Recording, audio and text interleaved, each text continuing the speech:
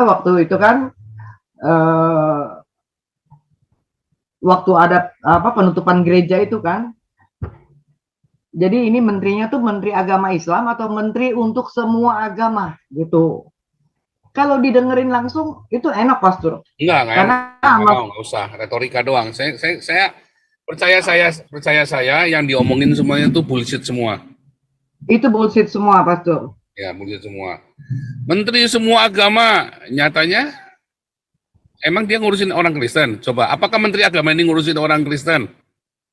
Nggak urusan lah orang Kristen. Tidak, iya memang tidak, gitu. Ini bukti bahwa kantor Kementerian Agama punya orang Kristen. Kita nggak butuh beribadah di kantor Kementerian Agama. Orang Kristen punya duit. Ini menteri goblok.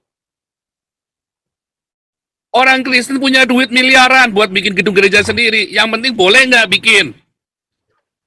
Kita nggak perlu kantor Kementerian Agama itu reot, gubuk reot itu ya. Lebih bagus camp pengungsi di Belanda daripada kantor Kementerian Agama. Ya, nggak butuh kantor Kementerian Agama orang Kristen. Kaya raya gereja itu duitnya triliunan miliaran. Nggak perlu disumbang sama negara. Yang penting dikasih izin aja bikin gereja. Ya, orang WC-nya aja mampet semua kalau itu Kementerian Agama, kok isinya tai semua WC-nya itu. Muntul-muntul begitu. Semua coba pesing semua, kuning-kuning semua. Coba kamu lihat WC di gereja di Betani. Nggak ada kuning-kuningnya itu. Kamu coba pergi ke Betani. Ya kan saya tiap tahun ke Betani kan, saya SPGI kan. Isinya tai, kencing di mana-mana itu baunya pesing. Sekarang dia nonton tuh, dia nggak malu tuh, dia pidato begitu. Kita kantor Kementerian Agama, dia nggak malu tuh lihat Betani segitu gedenya. Gedung paling gede di Indonesia.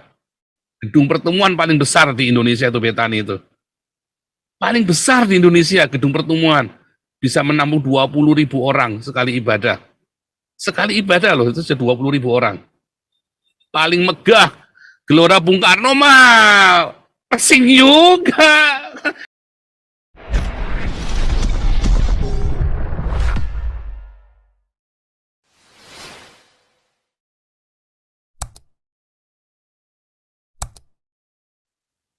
Iya, shalom, Pastor. Shalom. Saya ada beberapa pertanyaan nih, Pastor ya. Pastor itu nggak bisa di pending sampai habis pemilu gitu, Pastor? Wah, jangan dong. Kan sudah Wahyu Jibril. Kan itu di Alkitab ada cerita, Pastor, mau menghancurkan Sodom dan Gomora itu kan juga pakai negosiasi dari 50 orang. Ini kan Wahyu Jibril, beda. Ini kan suara kenabian. Jadi kenapa Coca-Cola ukurannya segitu? Botol Coca-Cola nggak boleh lebih, nggak boleh kurang. Ada 2 ukuran kan? Yang take away itu ya, yang buat diminum. Iya. Karena kalau kurang haus, kalau lebih nggak keminum. Oh gitu ya, Pastor. Itu dari set itu ya, sesuatu itu nggak boleh kurang dan nggak boleh lebih. Pas 2 ukuran itu. Ya, itu memang segala sesuatu yang berlebihan. Artinya gini ya, ketika saya mencaci maki kelihatan, wah ini pendeta kok mencaci maki. Oh, saya tidak mencaci maki. Wah, kamu proses ya bro, sekarang lebih baik. Oh enggak, bukan proses, memang saya sengaja. Mengapa saya berhenti? Ya karena saya berhenti bertobat. Bukan, memang berhenti. Memang kan udah nggak perlu lagi. Segala sesuatu itu nggak boleh berlebihan. Ya. Kalau SPBU di Indonesia nggak ada pasnya, nggak ada. Ini SPBU pas, nggak ada di Indonesia. Nggak ada pasnya, kurang terus. Nah, begitu Bu Ellen. Jadi segala sesuatu nggak boleh berlebihan. Karena percuma nanti nggak berdampak apa-apa, malah saya yang kalau bahasa Inggrisnya it will consume me. Ya, malah consume myself, jadi nggak bagus. Consume myself kan, nggak boleh. Oke, Pastor. Ya, ini yang selanjutnya nih, Pastor. Tadi kan baru aja Pastor kan bilang bahwa pelayanan Pastor ini sudah memberikan dampak di Indonesia, gitu ya. Sudah banyak gitu ya. Terus boleh nggak Pastor, karena ini juga belum lama Natalan, khusus bagian Menteri Agama saja yang waktu pidato di ibadah Natal nasional di Betani Nginden Surabaya. Karena apa? Mungkin ini ada hubungannya. Apakah Menteri Agama itu sudah mendengarkan Suara Kenabian dari JPZ Channel ini karena dia punya laporan sambutan Natalnya itu bagus banget dan kena. Ada beberapa poin nih, saya catat juga, Pastor. Tapi kalau lebih diputerin, yang lain bisa ikut denger juga. Beda bahasanya, Pastor. Gitu. Coba bacain. Kalau boleh. Enggak, dibacain aja sama Bu Ellen. Kemarin nyatat apa aja? Oh, gini ya. Depannya apa gitu nih ya, ada poinnya nih ya. Ini maksudnya dia lagi bicara dengan presiden gitu ya. Bahwa yang hadir itu adalah seluruh kepala kantor wilayah Kementerian Agama di seluruh Indonesia hadir di sini. Ini bukti bahwa Kementerian Agama milik semua umat, bukan hanya satu umat saja. Bukan satu umat beragama saja. Itu poin satu gitu. Karena waktu itu kan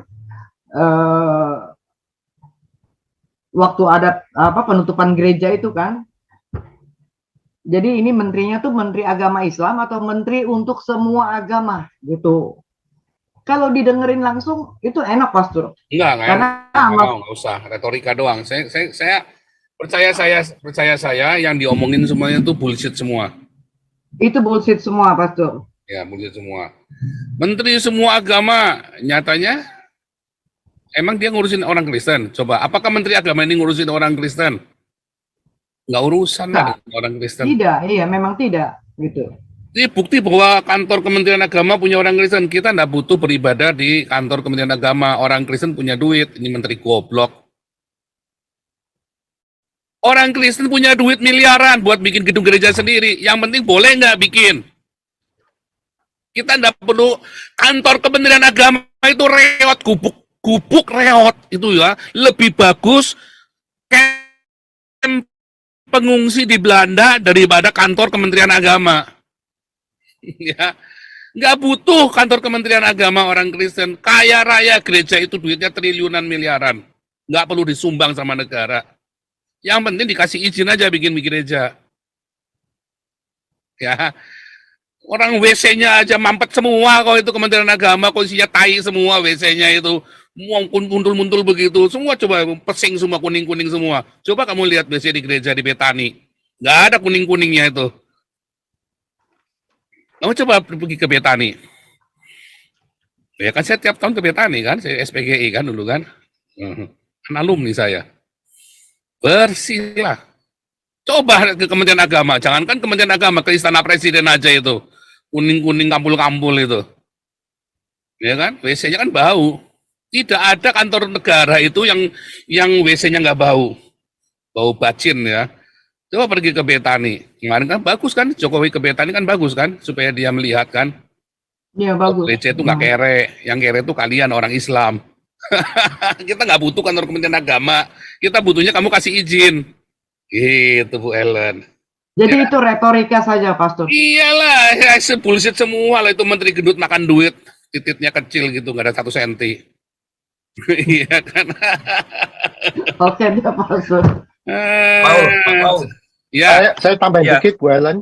Ya. Saya tambahin dikit ya. Silakan, kalau kamu perhatikan waktu perayaan itu, Jokowi cuma satu-satunya yang nggak berani ngomong itu apa? Assalamualaikum warahmatullahi wabarakatuh di pembukaan pidatonya. Semua menterinya, menteri agama, siapa lagi itu semua assalamualaikum semua. Cuman Jokowi itu saya perhatikan dia nggak berani. Dia tahu dia di gereja.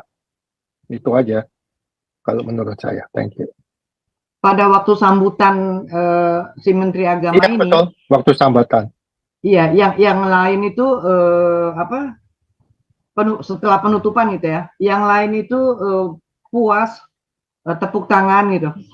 Yang ada 2 muka yang cembetut gitu ya. Satu RI 1 dan kedua Mahfud MD itu. Mukanya ditekuk bener banget gitu.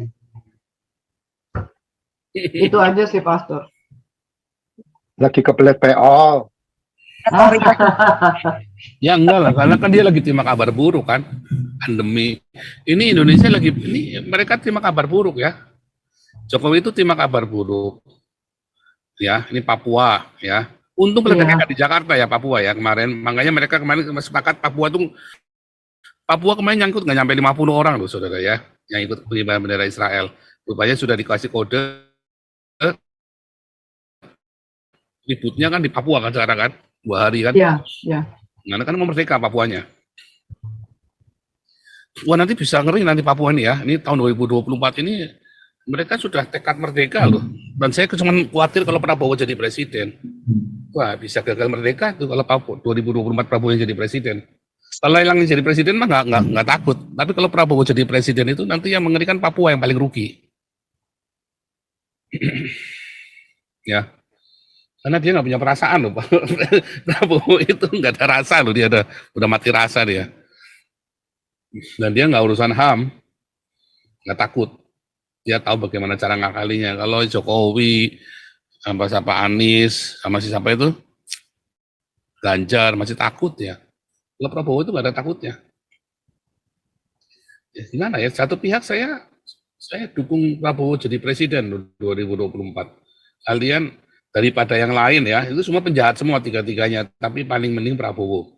Tapi masalahnya, ya, kenapa paling mending Prabowo? Ya, satu, dia keturunannya sudah nggak akan ada politik dinasti buat keturunannya dia, ya kan? Nah, kedua, ya, dia keluarganya multikultural, ya, multicultural, ya, bahkan adiknya adalah donatur besar gereja, ya. Ketiga, bapaknya menanamkan nilai-nilai yang sekuler, ya. Jadi tidak mungkin di tangan Prabowo terus nanti jadi khilafah, itu kecil kemungkinannya, ya. Tapi kalau di tangan Anies, Ganjar, Papua pasti lepas. Tapi Indonesia akan jadi khilafah, ya. Karena memang sudah dijual, perjanjiannya itu. Makanya Mahfud MD itu, ya, ini rekeningnya Lukas NMB kan dipegang semua kan. Itu kan buat bekalnya. Iya, Lukas NMB itu diblokir. dihajar semua rekeningnya. Kenapa Lukas NMB dihajar? Apakah Lukas NMB itu korupsi, saudara? Rakyatnya seneng-seneng saja sama dia kok. Yang dikorupsi Papua, yang rakyatnya seneng-seneng aja kok. Cinta kok sama dia, kok KPK-nya yang rese. Ya kan? Artinya apapun mungkin diambil uang pun uangnya buat rakyat lagi, saudara ya. Dikembalikan ke rakyat lagi sama si Lukas NMB ini. Mungkin buat pergerakan rakyat Papua, mungkin buat apa, kita nggak ngerti. Rakyat yang cinta, coba dia meninggal begitu, langsung gegeran begitu. Terus, satu lagi, ya, mengapa lebih baik Prabowo, saudara ya, yang terakhir ya, saudara ya. Karena dia punya hubungan dengan Israel, saudara. Ya, dia tidak anti Israel, walaupun dia tidak berani membuka hubungan diplomatik dengan Israel. Dia tidak berani membuka kedutaan sekarang, tetapi dia sudah punya hubungan diplomatik dengan Israel. Ya. Tetapi masalahnya apakah Prabowo bisa menang? Duitnya kalah, saudara. Ya, kalau dia kemarin ngomong langsung sama Israel, deal bikin solusi 2 negara, kita akan dukung Israel dan Palestina dua-duanya, Prabowo pasti langsung menang, saudara, tutup mata, langsung menang. Ya. Dan mungkin akan terjadi pembalikan keadaan di Indonesia kalau Prabowo menang, saudara ya, dengan dia membuka hubungan diplomatik dengan Israel. Tetapi Papua pasti habis, saudara ya. Aduh, itu bisa mati semua itu Papua itu ya. Tapi kalau kalau Anies yang menang, pasti kalian jadi khilafah, karena kalian sudah dijual, digade. Ongkosnya Anies itu kan dari Arab. Biaya kampanyenya Anies itu dari Arab Saudi, dari orang-orang Arab Saudi yang lari, saudara ya. Yang lari dari sana pergi ke Indonesia, ya kan, karena kan mau ditangkepin sama Raja Salman kan. Lalu uangnya buat biayain Anies supaya Anies jadi jagoannya, nanti kalian akan jadi negara Arab, saudara. Ya kan? Kalau yang jadi Ganjar, wah kalian paling sengsara kalau kalian dibawa Ganjar. Paling sengsara kalau kalian diperintah sama Ganjar. Digantung hidup enggak mati enggak, saudara. Kalau dibawa Anies, memang Indonesia rusak. Tapi kamu bisa kabur, minta suaka ke luar negeri. Oh iya, negara saya sudah jadi khilafah. Anda bisa minta suaka, saudara. Ya kan? Jelas, warnanya jelas. Kalau Ganjar, kamu digantung. Enggak, negara kamu demokrasi, Ganjarnya di mana-mana promo demokrasi, saudara ya. Kamu minta suaka ke Amerika ditolak, minta suaka ke Belanda ditolak, minta suaka kemana ditolak. Disuruh pulang kamu. Makanya paling sengsara. Mau keluar nggak bisa, mau tetap di dalam nggak bisa. Sengsara sekali itu saudara ya. Nah, itu loh gambarannya seperti itu. Ya, gambarnya seperti itu. Makanya paling mending Prabowo. Tapi kejem saudara. Wah, kamu akan menderita juga. Kamu akan menderita juga seperti Orde Baru. Cuman tangan besi benar-benar. Ya, cetak-cedor saudara. Wah, Gibran mana disingkirkan, nggak ada apa-apanya. Gibran itu cuma pemanis doang saudara ya. Kalau kemarin Yeni Wahid, ya aman ya, karena Yeni Wahid punya masa, saudara ya. Gibran nggak punya masa. Masanya nggak fanatik dia ya. Masanya itu cuma media darling, cuma karena, wah, lagi seneng-seneng saja gitu ya, tapi nggak ada yang setia. Kalau komunitas kita masanya fanatik, saudara ya. Komunitas kita masanya nggak banyak, tapi fanatik, saudara ya. Saudara harus bisa melihat pemetaan seperti itu. Anda lihat ya. Komunitas-komunitas lain rentan dengan ditinggal. Komunitas kita sudah diterpa berbagai pencobaan, saudara. Komunitas kita masih tetap bertumbuh malah ya. Gitu ya. Ya Pak Paul, setuju. Nah, jadi kalau kita lihat, Pak, ya memang kalau yang Bapak bilang tadi, promo demokrasi, tapi isinya nggak ada, Pak. Isinya feodalisme sebenarnya itu, keluarga tertentu. Kemarin saya di interview ya, waktu interview yang pertama yang asilum ya, suaka politik. Loh, Indonesia baik-baik saja, aman-aman saja. Gimana cara membuktikannya Indonesia nggak aman coba? Saya tunjukkan ya semuanya. Tapi itu nggak ada di berita resmi, repot kan? Iya, betul Pak Paul. Nggak ada di berita resmi. Nah, baru setelah kasusnya saya, maka yang KC itu masuk ke Departemen Interior Minister ya, Amerika itu ya. Iya. Masuk ya KC. Itu saya Pudin, saya sama KC masuk semua di situ ya. Tiga-tiga ya. Baru tuh ditulis tuh. Terus setelah kasusnya saya, saudara ya. Ya, karena mereka ini sekarang kan begini Pak Paul. Sebenarnya logikanya nggak masuk di akal. Kalau orang Kristen sulit beribadah, boleh menggunakan Departemen Agama.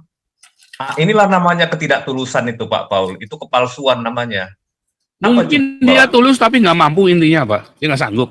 Nggak sanggup ya? Nggak sanggup. Ya, kenapa mungkin kita anggap aja dia tulus lah. Anggap aja dia tulus. Anggap. Walaupun saya nggak percaya. Tetapi dia nggak sanggup pokoknya. Nyatanya dia cuma bisa ngasih Departemen Agama kantornya. Bacin, mambu baleng, isinya tai, kencing di mana-mana, itu baunya pesing. Sekarang dia nonton tuh, dia nggak malu tuh, dia pidato begitu. Kita kantor Kementerian Agama, dia nggak malu tuh lihat Betani segitu gedenya, gedung paling gede di Indonesia, gedung pertemuan paling besar di Indonesia itu Betani itu, paling besar di Indonesia gedung pertemuan, bisa menampung 20.000 orang sekali ibadah. Sekali ibadah loh, itu sudah 20.000 orang. Paling megah, Gelora Bung Karno mah pesing juga. Saya kan Gelora Bung Karno itu pesing juga, sih tai kampul-kampul tuh di WC itu. Coba kamu lihat Betani itu, nggak ada tai kampul-kampul. Setiap jam pasti disiram semua. Sama office boy-nya, sama cleaning service-nya. Semua WC-nya wangi semua. Anda pergi ada berapa ratus WC-nya itu ya, di Betani itu. Orang mau naik ke balkon aja ada liftnya tuh, eskalatornya. Gereja ada eskalatornya, Gelora Bung Karno. Aduh, saya pernah ikut konser di Gelora Bung Karno itu ya. Kayak mau mati itu. Ya, akhirnya kita berpikir ya itulah retorika. Retorika. Retorika Pak Paul, dan herannya orang-orang Kristen langsung menggelinjang Pak. Gasme hanya gara-gara mendengar retorika yang seperti itu. Wah iya, langsung menggelinjang keenakan tuh. Betul. Iya, dan mereka nggak sadar bahwa hak sipilnya dia sebagai warga negara untuk beribadah itu sudah dirampas. Betul. Dengan cara apa? Dengan cara tidak bisa mendirikan tempat ibadah. Kalau ibadah dibubarin Pak Paul, dipersekusi gitu. Kita jadi diam terjadi. Betul. Kalian baru diomongin saya menteri semua agama udah udah orgasme. Aduh. Nggak ngerti dah nih. Hulusi silakan.